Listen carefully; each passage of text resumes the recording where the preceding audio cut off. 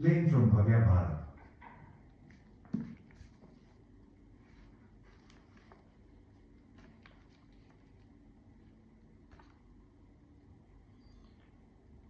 श्री प्रियादास जी महाराज इस घटना का अपने एक कवित्व में इस प्रकार वर्णन करते हैं। भागवत टीका करी श्रीधर सुजानी, लेहु गेह में रहत करे जगत व्यवहार हैं। चले जात मग ठग लगे कहे कौन संग, संग रघुनाथ मेरो जीवन आधार है। जानी इनको नहीं मारिबो उपाय करे, धरे चाप बान आवे वही सुकुमार है।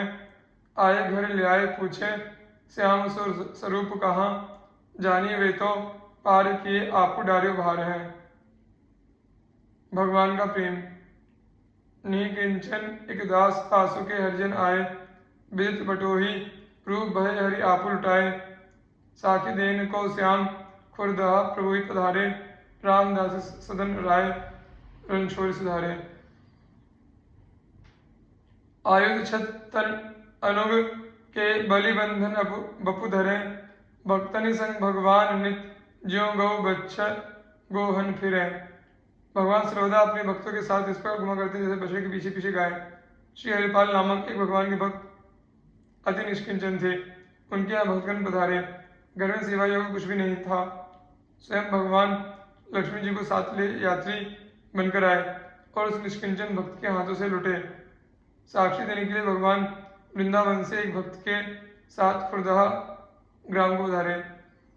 श्री रणछोड़ राय जी द्वारका से श्री रामदास जी के घर डाकोर को आए और अपने सेवक रामदास जी के ऊपर पड़ी हथियारों की चोट को अपने शरीर पर ले लिया। राजा बलि को बांधने वाले भगवान ने अपने श्री विग्रह को कान की सोने की बाली से भी हल्का कर लिया। ये चरित्र सर्वविदित है।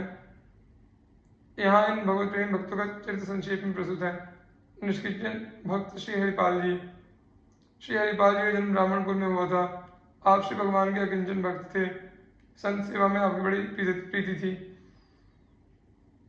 प्रतिदिन आपके यहाँ साधुओं की पंगत हुआ करती थी। धीरे धीरे जब घर का सारा धन समाप्त हो गया तब आप बाजार से उधार लाकर संतों के भोजन प्रसाद की व्यवस्था करने लगे।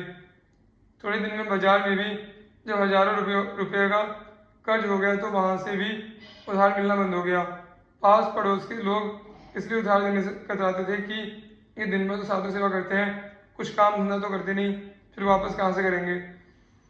संत सेवा के लिए जब कहीं से भी धन की व्यवस्था न हो सकी तो ये अत्यंत दुखी रहने लगे।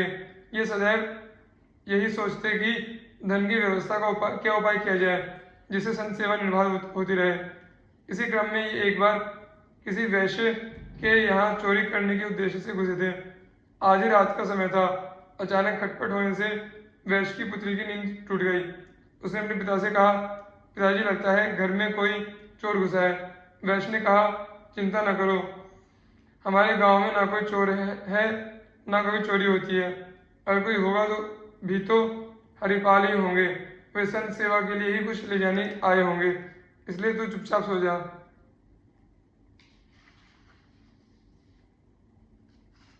पिता पुत्री की इस वार्ता को जब श्री हरिपाल जी ने सुना तो उन्हें इस बात की बड़ी ग्लानि हुई कि वे एक भगवत भक्त के यहाँ चोरी करने घुसे हुए हैं।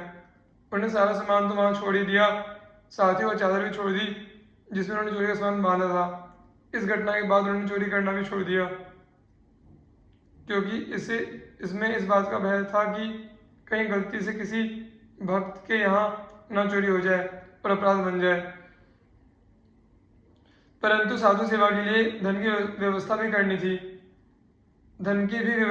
थी।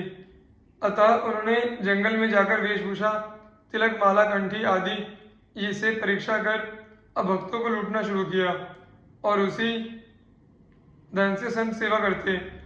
एक दिन द्वार पर बड़ी सी संत मंडली आ पहुंची। इन्होंने पत्नी से कहा, देवी, आज हमारे बड़े भागे हैं जो इतने संत घर पर आए हैं। तुम इनके लिए भोजन का कुछ उपाय करो। पत्नी ने कहा, स्वामी, घर में तो एक दाना नहीं है, मैं क्या इंतजाम करूं। हरिपाल जी ने कहा, कहीं आस पड़ोस से ही कुछ मांग लाओ। पत्नी बोली, पास पड़ोस वाले कोई कुछ नहीं देते, यहाँ तक कि मुझे देखकर ये लोग द्वार बंद कर लेते हैं। अब तो भगवान ही कोई उपाय कर सकते हैं। मैं तो यही कहूँगी कि हम दोनों बैठकर भगवान से प्रार्थना करें, वही हम लोग की सुनेंगे। पत्नी बात सुनकर भक्त हरिपाल कुछ क्षण के लिए उदास हो गए, फिर बोले ठीक है, तू जैसा कहती है वैसा ही करूँगा। फिर क्या, तो भक्त दंपति ने अत्यंत दीन भाव से भगवान की शरण ली और बोले, प्रभु बाहर संत मंडली खड़ी है, दीनानाथ अब लाल तुम्हारे ही हाथ है। इधर अपने निष्किंचन और संत सेवी भक्त हरिपाल को चिंतित जान द्वारकानाथ भगवान श्री कृष्ण व्याकुल हो गए।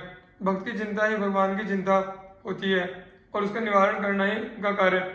भगवान ने तुरंत सेठ का रूप धारण किया, मूल्यवान वस्त्र आभूषण धारण किए और चलने को तैयार हुए। तो रुक्मिणी जी ने पूछा, प्रभु आप अचानक कहाँ चल दिए और यह क्या भेष बना रखा है? भगवान ने कहा, एक भक्त के घर जा रहा था, पर तूने टोक दिया, अब कुशल नहीं दिखती। श्री रुक्मिणी जी किंचित रोष व्यक्त करते हुए बोली, आपको तो जहाँ जाना होता है अकेले चल देते हैं, मुझे तो पूछते तक नहीं, और जब आज मैंने पूछा तो आप कह रहे हैं कि टोक दिया। भगवान ने मुस्कुराते हुए कहा, अच्छा आज तुम भी चलो, बड़ा भारी भक्त है, अतः खूब धज लो। देखो मैंने भी खूब सुंदर वस्त्र और मूल्यवान आभूषण धारण कर लिए हैं। भगवान का प्रोत्साहन पाकर श्री रुक्मिणी जी ने नक्शे शिखातक मणि रत्न जटित आभूषणों से श्रृंगार किया और चलने के लिए तैयार हो गई। भगवान श्री द्वारकानाथ और श्री रुक्मिणी जी दोनों सेठ सेठानी बने भक्त हरिपाल के द्वार पर आए और उनसे कहा, भाई हमें अमुक गांव जाना है, मार्ग में जंगल पड़ता है और मेरे पास रत्न आभूषण आदि मूल्यवान वस्तुएं हैं, सो हमें कोई पहुंचा दे तो उसे हम मजदूरी दे देंगे। भला अंधा क्या चाहे, दो आंखें। हरिपाल जी को तो मुँह मांगी मुराद ही मिल गई थी। उन्होंने कहा, मेरे दरवाजे पर समझन बैठे हैं, इनकी व्यवस्था करनी है, सो आप अगर मजदूरी के पैसे पहले दे दीजिए तो मैं आपके साथ साथ चला चलूँ। भगवान तैयार बैठे ही थे, उन्होंने तुरंत रुपए दे दिए। हरिपाल जी ने रुपए देकर पत्नी से कहा कि इन रुपयों से तुम संतों को बाल भोग कराओ, मैं इन्हें पहुंचाकर भी आता हूँ।